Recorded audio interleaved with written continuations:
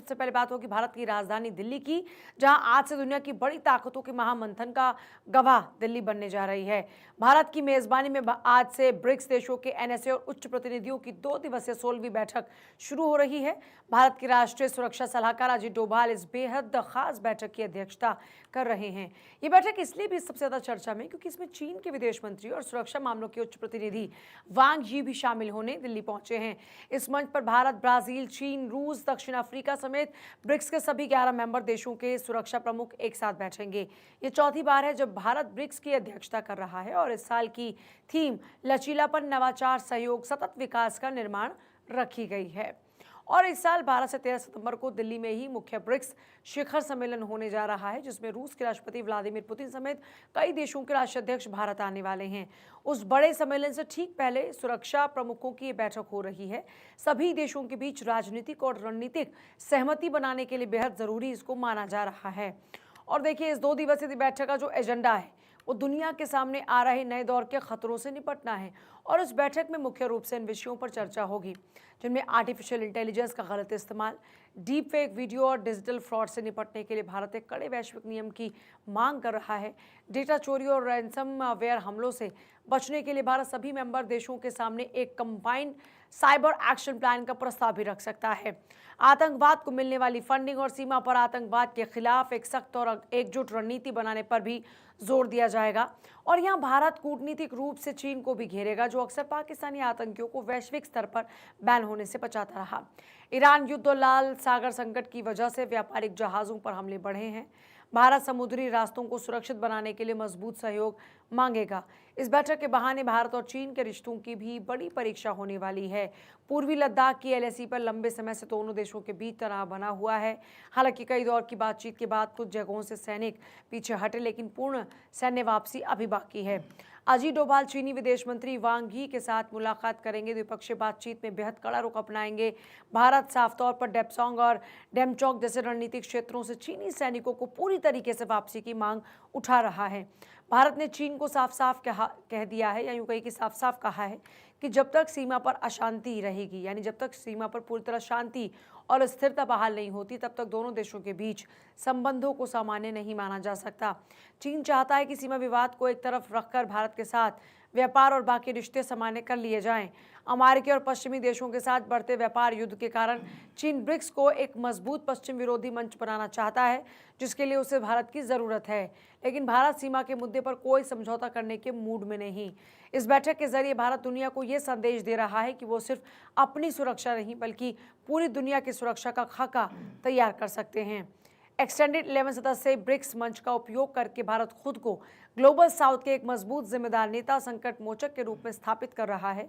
और दिल्ली से निकलने वाला यह सुरक्षा संदेश आने वाले दिनों में दुनिया की राजनीति की नई दिशा तय करेगा। लेकिन इस बैठक के इतर एक और चीज होने वाली है, वो है भारत चीन संबंधों को लेकर बातचीत। पूर्वी लद्दाख में एलएसी पर तनाव अभी भी बरकरार है। एनएसए वांग यी से इस मुद्दे पर चर्चा होगी। अब सवाल ये कि क्या चीन अपनी सेनाओं को हटाने के लिए राजी होगा? क्योंकि नहीं राजी होगा तो फिर तो भारत ने क्लियर कर दिया कि रिश्ते मजबूत नहीं हो सकते।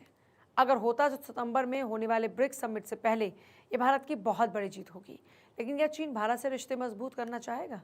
सवाल तो ये भी है कि इसके लिए बात करते हैं हमारे संवाददाता अक्षय राय के पास जाते हुए।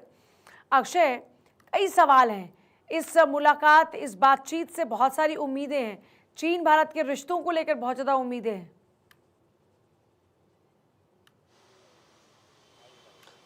अब देखिए, सबसे बड़ी बात ये रही है कि जिस तरह से ब्रिक्स समिट को लेकर के लगातार भारत अध्यक्षता अपनी कर रहा है, उसमें तमाम बिंदुओं पर चर्चा हो चुकी है। संस्कृति को लेकर चर्चा हो चुकी है।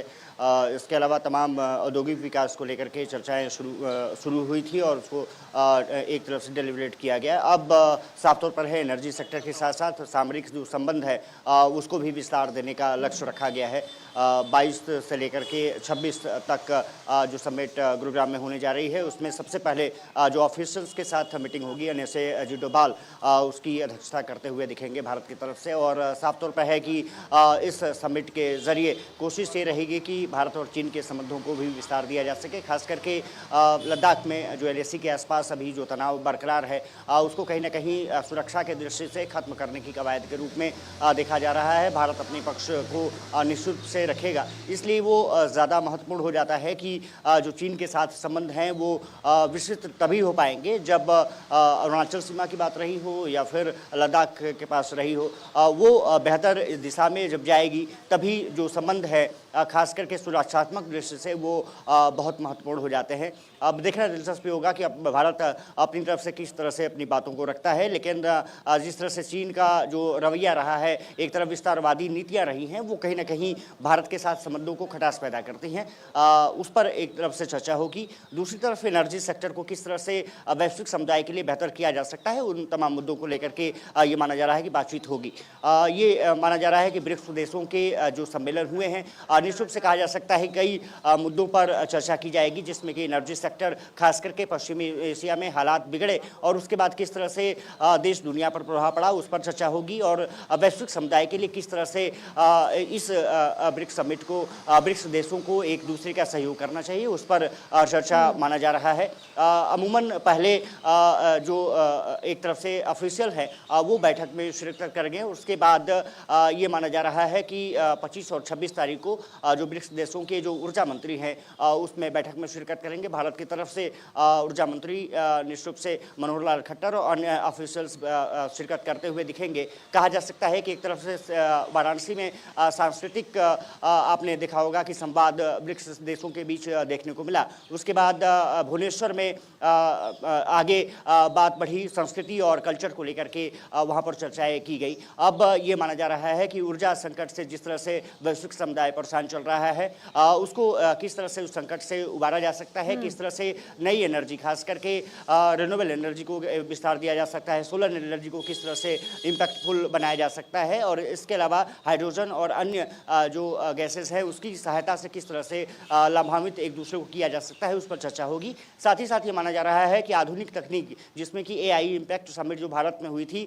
उसको किस तरह से विस्तार और दिया जा सकता है, आर्टिफिशियल इंटेलिजेंस का किस तरह से अन्य क्षेत्रों में उपयोग किया जा सकता है, इन तमाम मुद्दों को लेकर के चर्चा होगी माना जा रहा है। क्योंकि हयात होटल गुरुग्राम में एक विस्तृत रूप से सभी चीज़ों को रखा गया है, जो एजेंसियां हैं, सिक्योरिटी एजेंसीज हैं वो अपने कब्जे में ले चुकी हैं, क्योंकि बड़ी बैठक और बड़ी अध्यक्षता भारत कर रहा है। 11 में कर चुका है, 16 में और 21 में, और अब 26 में भारत के पास ब्रिक्स देशों की अध्यक्षता मिली है। ये माना जा रहा है कि निश्चित रूप से विकासशील देशों को निश्चित रूप से आगे बढ़ने में सहायता मिलेगी। ये माना जा रहा है कि रसिया, इसके अलावा ब्राज़ील, साउथ अफ्रीका, सऊदी अरब और यूएई के साथ भी संबंध और विस्तार लेंगे, और खास करके खाड़ी देश जो हैं वो निश्चित रूप से भारत के लिए तेल और गैस आपूर्ति के प्रमुख केंद्र रहे हैं, उनसे सार्थक वार्ता निश्चित रूप से निकलने की उम्मीद जताई जा रही है। बहुत शुक्रिया आपका फिलहाल पूरी जानकारी के लिए।